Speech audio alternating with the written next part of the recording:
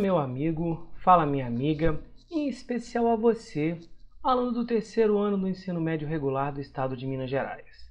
Eu, professor Matheus, professor de História, venho aqui contar uma novidade para vocês. Uma não, duas. Primeiro, o PET voltou! E segundo, galera, o PET voltou para que vocês concluam o ensino médio. Vocês estão vivendo um momento decisivo na vida de vocês, que é terminar uma etapa, concluir o ensino médio. E agradeço demais aqui, eu, em nome de toda a equipe do Escola Online, a confiança que vocês tiveram junto com a gente nesses quase 2 anos, onde trabalhamos juntos a resolução do PET. Então começamos agora o volume 4, ou seja, o equivalente ao quarto bimestre, o quarto e derradeiro bimestre, para que a gente possa concluir e entender que junto com vocês fomos importantes nessa caminhada. Beleza? E a temática de hoje é uma temática que gera muita polêmica. E se é polêmica, se é barraco, tamo junto. Como diria o programa do SBT, mexeu com você, mexeu comigo. Vamos falar sobre a Guerra Fria e a ditadura civil-militar no Brasil. Você vai falar, olha só, é coisa de comunista, pô. Então a gente vai falar um pouco sobre essa questão. Beleza? Mas antes da gente falar sobre essa questão, o que eu quero convidar vocês? Vem pra gente conhecer o nosso projeto. Quem ainda não conhece, e peço a vocês aí encarecidamente, vem conhecer. Galera, por causa de vocês, caminhamos aí o seguinte, para muitos, para os 100k no YouTube. Como diria Buzz Lightyear, ao infinito e além. Estamos aí com quase 92 mil inscritos. E além do YouTube, você vai encontrar também o que? No WhatsApp, você vai encontrar no Twitter, no Facebook, tem e-mail, no Instagram muita gente fica perguntando sobre informações, tem lá também informações sobre vestibulares, cronograma de PET, você vai encontrar mídias do que? Mídias de áudio em podcast também, isso é importante pra caramba. Já falei que você vai encontrar no Tinder, OnlyFans, Badu, você vai encontrar em qualquer lugar, você vai ver que tem professor de escola online. Inclusive a nossa plataforma, cada vez melhor, você está vendo aí, ó, www.plataformaescolaonline.com.br. Então tudo isso é importante. E a gente está chegando próximo ao Enem, vem com a gente no projeto. Então, é tanta informação, é tanto aparelho, é tanto equipamento por sua causa. E para a gente começar a fazer, para a gente poder matar a saudade nessa volta para o final, é aquela ideia, né, que todo carnaval tem seu fim, todo PET tem seu fim e vocês estão terminando com chave de ouro. Vamos começar o início do fim. E para isso, o que a gente faz? Roda a vinheta.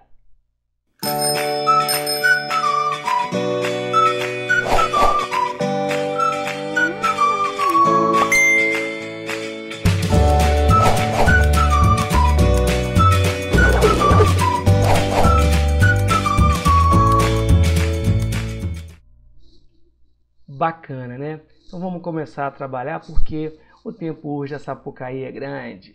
Vamos lá, galera. Então a primeira coisa que é colocada para a gente aqui, o Brasil após 64. Repara que o autor do PET, ele enfatiza a questão da ditadura militar. Alguns podem falar sobre a questão do regime militar, mas por que o autor aqui coloca a questão da ditadura militar?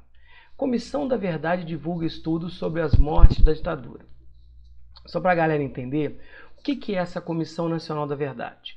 Brasília. A Comissão Nacional da Verdade liberou para consulta nesta quinta-feira, 22 de novembro de 2012, 11 textos de autoria do coordenador da comissão, o ex-procurador-geral da República, Cláudio Fonteles. Dos 11 textos disponíveis no site da comissão na internet, 7 são sobre casos de assassinatos e abordam como o regime militar tentava dissimular a causa das mortes dos opositores. Outros documentos analisados por Fonteles demonstram manipulações de casos judiciais durante a ditadura. Lembrando que durante o governo Dilma foi implementada a famosa Comissão Nacional da Verdade, onde vários países aqui na América Latina que tiveram a implementação de regimes militares também fizeram esse órgão. Qual é o papel desse órgão? É tentar, de certa forma, investigar, recuperar a memória. Foi comprovado que durante o regime militar no Brasil, oficialmente, nós tivemos cerca de 464 pessoas mortas e desaparecidas. Galera, lembrando que o desaparecido ele não é oficialmente morto, ele pode aparecer, mas o papel é o seguinte, é você tentar reconfortar essas famílias, mostrar tudo o que aconteceu. Agora lembre-se que a Comissão Nacional da Verdade, ela não tem o papel de punir, porque a lei não pode retroagir para prejudicar. A lei só pode se retroagir, ela só pode voltar para beneficiar. Mas então ela tem esse papel de recuperar a memória daqueles que enfrentaram, foram torturados. Mas vamos lá, vamos começar a falar sobre isso. Bom, diante dessa questão, após a queda de João Goulart, iniciou-se no Brasil um período de 21 anos de ditadura militar. Tá? Você vai lembrar que entre os anos de 1964 a 1985, os militares tomaram o poder a partir do momento que João Goulart, ele fora retirado do poder. Lembra que o João Goulart, ele fica muito marcado, galera, pelas suas famosas reformas de base. O João Goulart, que é o último presidente civil a governar o Brasil antes do regime militar, durante o seu governo ele é acusado de ser simpático à causa socialista. Muita gente compara o João Goulart ao então presidente chileno Salvador Allende, e o João Goulart ele acaba sendo deposto. Pô, comunista, pô, não tá aqui, vai para Cuba, vai para Venezuela, no Brasil não tem jeito, ok? Então, o que acontece? Você vai ter o golpe, uma articulação que vai ter a participação de setores civis, além de militares. Os governos que se seguiram acabaram sendo controlados basicamente pelas altas patentes das Forças Armadas. Galera, quando a gente fala aqui de alta patente, pra você ter noção, durante os 21 anos de governo militar no Brasil, governam o Brasil, tá? O Marechal Humberto Castelo Branco, o Marechal Arthur da Costa e Silva, o General Emílio Garrastazu Médici, o General Ernesto Geisel e o General João Batista Figueiredo. Vejam que quem está governando o Brasil é marechal, é general. O cara, galera, ele é patente alta, bigode grosso. Então, havia um interesse muito grande em que os militares tomassem conta. Bom, o período de domínio dos militares foi marcado pelo autoritarismo e limitações às práticas democráticas. A liberdade partidária foi restrita, tanto é que durante o regime militar, de acordo com o Ato Institucional número 2, nós tivemos apenas dois grupos políticos, o MDB, que eram aqueles que se encontravam contrários ao regime, e a ARENA, Aliança Renovadora Nacional, que era o grupo favorável ao regime. Prisões arbitrárias ocorreram e atos de tortura eram realizados por representantes do Estado contra aqueles que se opunham ao governo implantado após o golpe de 64. As marcas desse momento histórico ainda continuam presentes, e grupos organizados, como a gente acabou de falar, da Comissão Nacional da Verdade, ainda lutam para investigar crimes cometidos pelos agentes da ditadura. Lembrando que no final do regime militar, vocês vão lembrar disso, foi promulgado em 1979 a Lei da Anistia, que é uma lei que vai perdoar aqueles perseguidos políticos, só que ao mesmo tempo ela também perdoa, tá? Um cálculo que você perdoa cerca de 4 a 5 mil pessoas que foram exilados, nomes importantes como Caetano Veloso, Chico Buarque, podem retornar ao Brasil, só que ao mesmo tempo que eu estou anistiando e estou perdoando civis, cerca de 60 mil militares que estavam sendo investigados por práticas arbitrárias, torturas, violências, também ganharam perdão por parte do governo. Show de bola? No estudo desse contexto recente da história do Brasil, é essencial, pois amplia nosso olhar e possibilita que reconheçamos muitos políticos que atuaram durante o governo militar da ditadura, na atualidade, destacando nos noticiários da televisão e nos jornais. Então você vê que ainda é muito presente na nossa rede política pessoas que participaram do regime, tanto contrário ao regime militar, tanto participando ativamente favorável ao governo militar. Repare essa imagem aqui em cima de mim, que fala sobre o que? A deposição do João Goulart. Quando havia uma pressão da sociedade, e essa pressão ela tinha muito o que, galera? A participação dos Estados Unidos. Show de bola? Então o João Goulart era um cara que, por exemplo, tinha ideias muito legais, só que ele acaba sendo o quê? Visto como problema, ele acaba sendo afastado para a implementação do regime militar. Bom, as ditaduras da América do Sul, então isso é para a gente poder entender que não foi apenas o Brasil que teve um regime militar. Se você pegar, por exemplo, a Argentina com Galtieri e com Videla, o Paraguai com Stroessner, o Chile, que muita gente considera ter vivenciado o pior regime militar, também vivenciaram isso. Entre os anos 60 e 80, proliferaram na América do Sul golpes militares que estabeleceram regimes ditatoriais. Em geral, esses regimes apresentavam características semelhantes, como o autoritarismo e a limitação das liberdades individuais e as garantias constitucionais. Por quê? Porque a Constituição ela foi sendo cada vez menos do que usada em função do fortalecimento do poder executivo, que é o presidente. Foi comum, portanto, a violação dos direitos dos cidadãos, além de casos graves de violação dos direitos humanos em estados como Brasil, Argentina, Uruguai e Chile. E como eu acabei de falar, galera, vejam vocês, a razão para o estabelecimento de tantos regimes autoritários pode ser explicado pelo fato relacionado ao contexto da Guerra Fria. Então vejam que o regime militar ele está intimamente ligado, galera, àquele momento de bipolarização entre Estados Unidos e União Soviética. Com a Revolução Cubana, não sei se muita gente vai lembrar, quando no ano de 1959, Cuba, que até então era um quintal norte-americano, vivenciou um movimento feito por um grupo de guerrilheiros liderado pelos irmãos Castro, Raul e Fidel Castro, por um jovem chamado Camilo Cienfuegos e um médico argentino que idealizava mudanças, Ernesto Che Guevara. Então, quando Cuba, olha só, tá? Quando Cuba opta pela adoção do regime socialista, a Guerra Fria chega na América e os americanos ficam muito preocupados. Então, cria-se aqui a tal da ameaça comunista até hoje. Porra, comunismo, não dá jeito. É coisa para tramar no Brasil, pô, não tem jeito, né? Então não tá feliz, vai para Cuba, lá Cuba que você vai entender. Então quando você olha para esses caras aqui em cima, você percebe aí a figura de Che Guevara e Fidel Castro. Eles criaram o espectro, o fantasma comunista. Para evitar a formação de regimes de esquerda na América do Sul, o governo estadunidense passou a instruir militares, financiar e dar apoio a golpes que destituíssem políticos, que supostamente estariam levando seus países para o mesmo caminho que Cuba havia tomado. Tanto é que na época foi criada a famosa Doutrina de Segurança Nacional, tá? Então essa Doutrina de Segurança Nacional, ela era uma ideia que os americanos tinham de quê, moçada? De comunicar a esses governos que estariam colocando militares no poder, ameaça de regime supostamente de esquerda que fosse simpático à causa socialista. Então vejam como que a Guerra Fria ela tem um papel decisivo. Então Cuba, que era um quintal americano, se torna a grande aliada dos Estados Unidos. Show de bola? Então você vê o seguinte, né? Essa ameaça, esse espectro que até hoje incomoda tanta gente, se torna uma realidade. Bom, no caso brasileiro, vários militares, desde o início da Guerra Fria, frequentaram cursos fornecidos pelas Forças Armadas dos Estados Unidos. Então notem, galera, que olha só, os USA, os norte-americanos começam a fomentar militares que tivessem um propósito de combater essa ameaça comunista. Olha ela aqui a todo momento sendo plantada. Foram eles que fundaram no Brasil a famosa Escola Superior de Guerra, que teve participação ativa no golpe de 64. Esses militares defendiam a doutrina de segurança nacional e desenvolvimento, que tinha como princípio a noção de que os canhões deveriam estar voltados para dentro, ou seja, era sua função a defesa da ordem interna do país contra a expansão do comunismo na América. Então havia-se esse medo. Beleza? Para realizar tal objetivo, as ditaduras do Cone Sul aqui da América do Sul, como Brasil, Argentina, Chile, Paraguai, Uruguai e Bolívia, acabaram formando a chamada Operação Condor.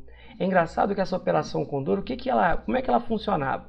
Era uma associação entre os governos que tinha como finalidade coordenar ações de repressão contra os opositores dos regimes autoritários estabelecidos nesse país. Então era um pacto. Inclusive você do terceiro ano, que está aí há pouco mais de 30 dias para fazer a provinha do Enem, assista no nosso projeto Eu Não Erro Mais. Eu fiz uma aula sobre regime militar no Brasil para você entender. Então a Operação Condor era uma operação onde os militares trocavam informações, trocavam prisioneiros. Reza a lenda que o Brasil se torna um centro de referência de tortura. Tá? Então notem aqui quando a gente fala da tal Operação Condor, tá? O Condor é aquela ave que mais alto voa aqui, e aí uma charge que mostra isso. Sim, general, ele está coberto de vermelho, com certeza é comunista. Então é uma alusão às torturas que aconteciam. Para quem gosta, assistam filmes como Batismo de Sangue, Zuzu Angel, que vão falar sobre essas possíveis torturas que ocorreram durante o regime militar brasileiro. Bom,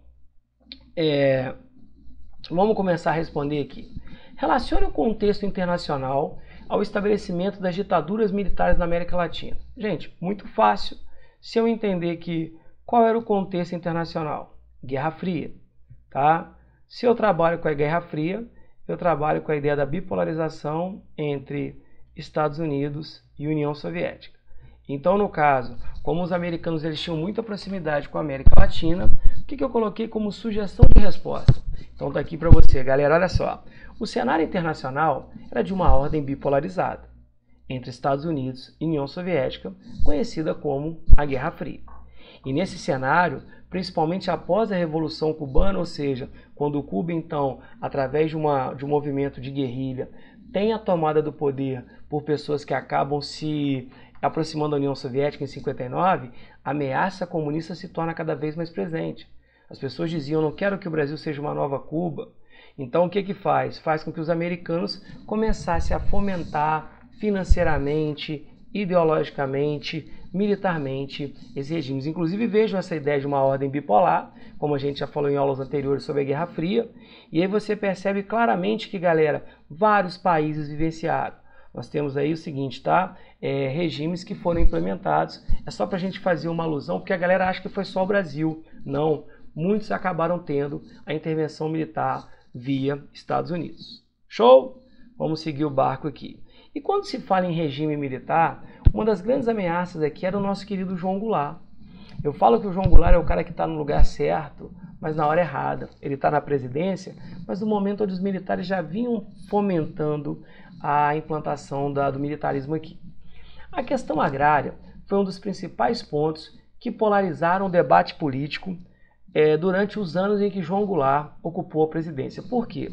Porque nas reformas de base do João Goulart, galera, olha só, nas chamadas reformas de base, o João Goulart ele tem um papel fundamental. Qual foi o papel fundamental do João Goulart, galera? Entre as várias reformas que ele falava, por exemplo, de reforma político-partidária, tributária, educacional. O João Goulart também falava de uma reforma agrária. Por quê? Quem assistiu também no nosso projeto Eu Não Erro Mais, aquela nossa aulinha sobre questão fundiária, onde eu falo, o professor Galvão fala, Genival também fala, o seguinte, por que no Brasil você tem hoje muita terra na mão de pouca gente? E o João Goulart é um cara que trabalha muito com essa ideia.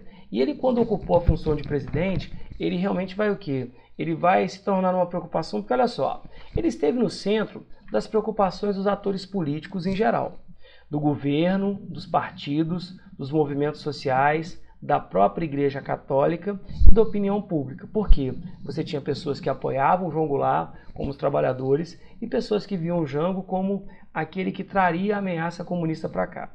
Foi em grande parte, naquele momento, que se consolidou a noção de que o Brasil necessitava de uma reforma agrária capaz de eliminar a grande propriedade, o latifúndio, visto como obstáculo fundamental ao desenvolvimento. Então o João Goulart tinha muitas preocupações em desenvolver o Brasil, tá? Em desenvolver a nação. Para isso você tinha como proposta a ideia de você reformular. Por que no Brasil a gente entende que muita terra está na mão de pouca gente? Bom, uma das diferenças entre o governo Jango e os precedentes foi o envolvimento em que o Poder Executivo passou a ter com a questão agrária. Porque o que eu falo? Todo mundo fala do Vargas, né? Que é o pai dos pobres, o cara que está ligado à questão da CLT, mas muita gente esquece que o Vargas, quando ele dá as leis trabalhistas, ele vai dar a lei trabalhista basicamente para quem? Para o trabalhador da cidade. O João Goulart é o primeiro presidente de fato nessa preocupação em desenvolver o Brasil a estender o direito do trabalhador da cidade ao trabalhador do campo. Então olha só, uma das diferenças entre o governo Jango e os seus antecessores foi o envolvimento que o Poder Executivo, no caso o presidente, passou a ter com a questão agrária.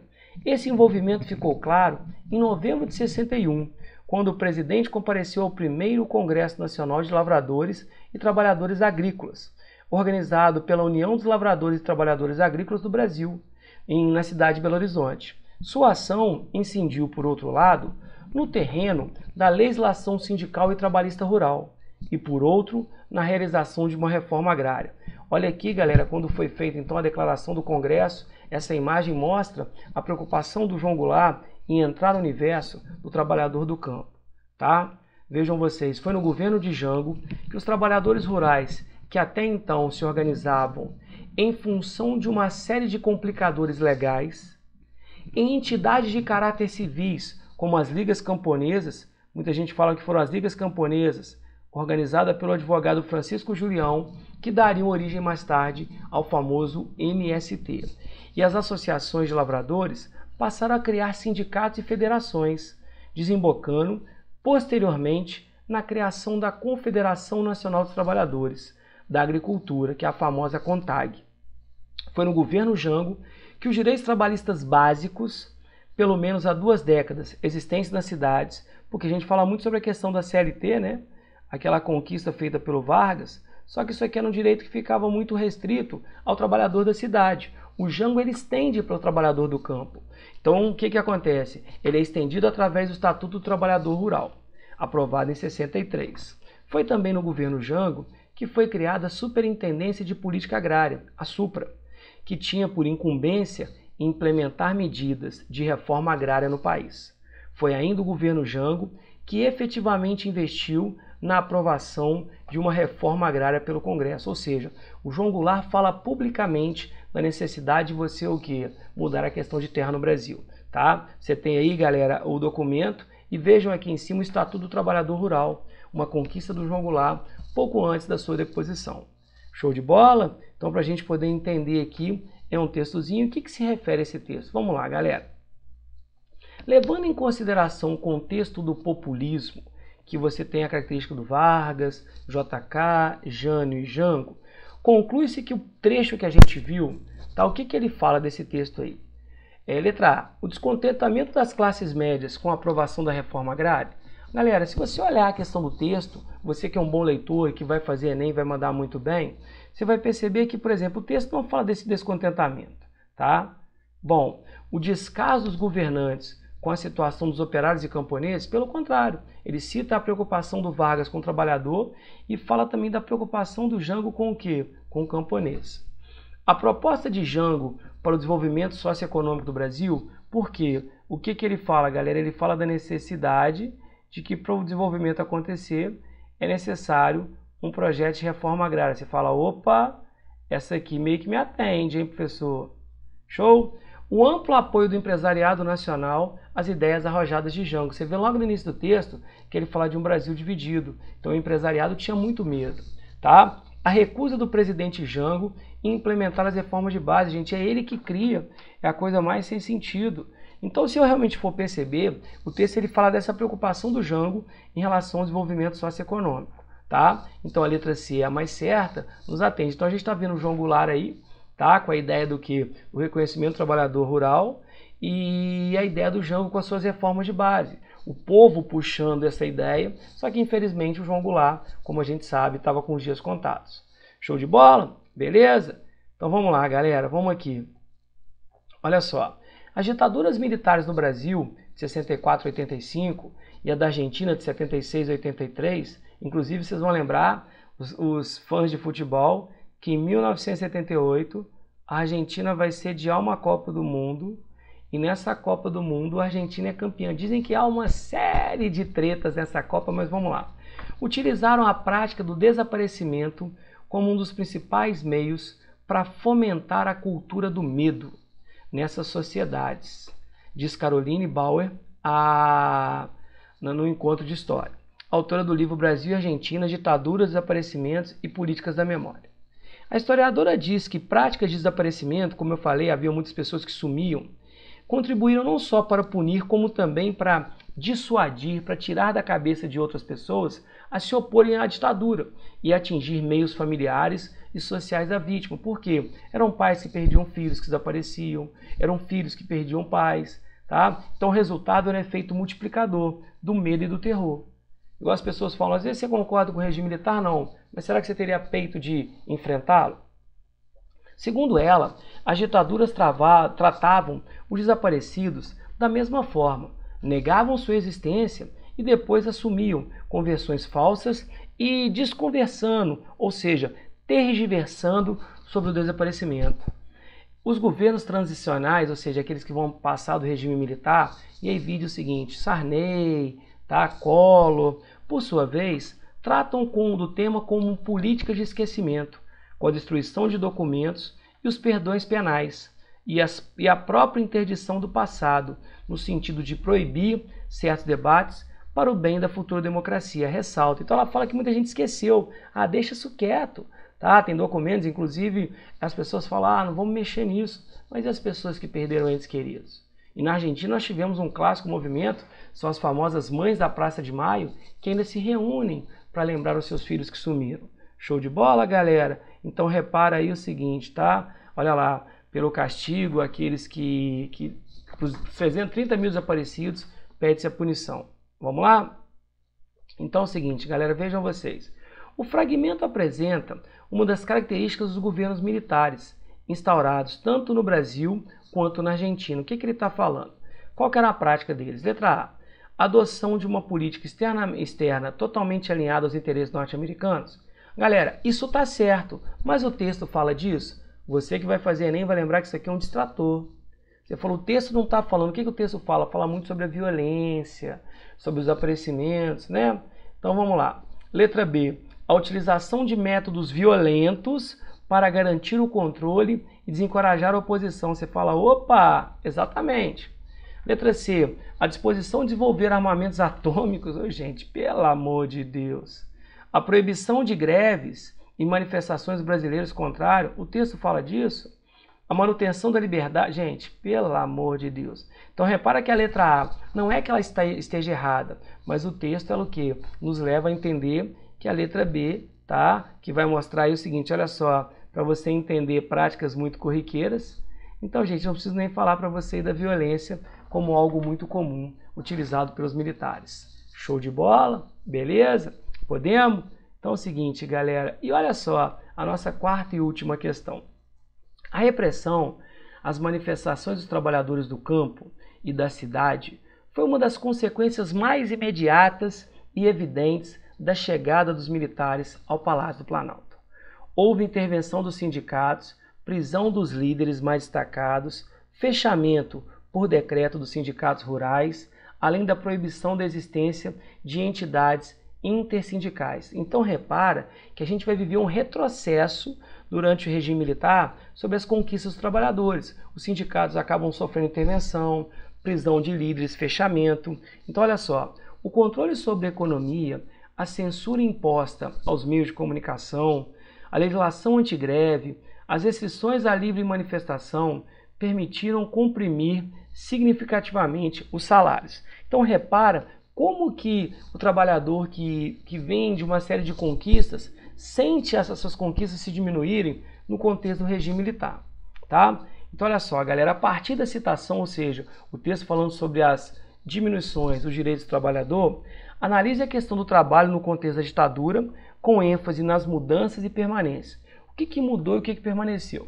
Galera, essa é uma questão que eu achei um tanto quanto complexa. E o que eu coloquei para a gente poder discutir aqui? Olha, que a legislação trabalhista, inclusive, a gente que viveu a Lei 13.467, que foi colocada em prática no governo Temer, quando a gente fala sobre a tal reforma trabalhista, tá? Muita gente fala que a reforma trabalhista é um passo importante para o desmanche da CLT.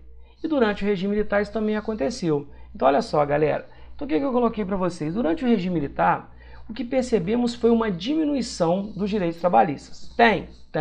Mas então quer dizer, permanece o direito? Sim, mas uma coisa cada vez mais limitada. Percebemos a intensificação da repressão aos sindicatos, tá vendo? Prende líderes, fecha, intervém. A limitação do direito à greve, olha lá, restrição à livre manifestação, a questão da greve sendo algo que é a legislação antigreve, beleza? A redução do salário mínimo. Então tudo isso, galera, é uma reestruturação da CLT que foi posta pelo prática em 43 pelo Vargas. Então, a gente percebe que há permanência do direito do trabalho, mas que são mudanças estruturais para diminuir o direito do trabalhador. Tá? Então muita gente reclama, tanto é que no final do regime militar nós vamos ter o que? O crescimento dos movimentos operários, dos sindicatos, e aonde você vê a participação efetiva, por exemplo, de Luiz Inácio Lula da Silva, quando você tem a volta dos partidos, a formação do Partido dos Trabalhadores. Show de bola? Então, galera, eu agradeço demais a participação de vocês, convido a galera a conhecer o nosso projeto Enem, projeto Eu Não Erro Mais, que é um projeto gratuito, com aulas ao vivo, com material disponível na plataforma, para você que quer fazer uma prova de qualidade. Mais uma vez eu me agradeço, deixo meu beijo para vocês, me despeço e tamo junto, galera. Fiquem com Deus e até a próxima. Tchau, tchau.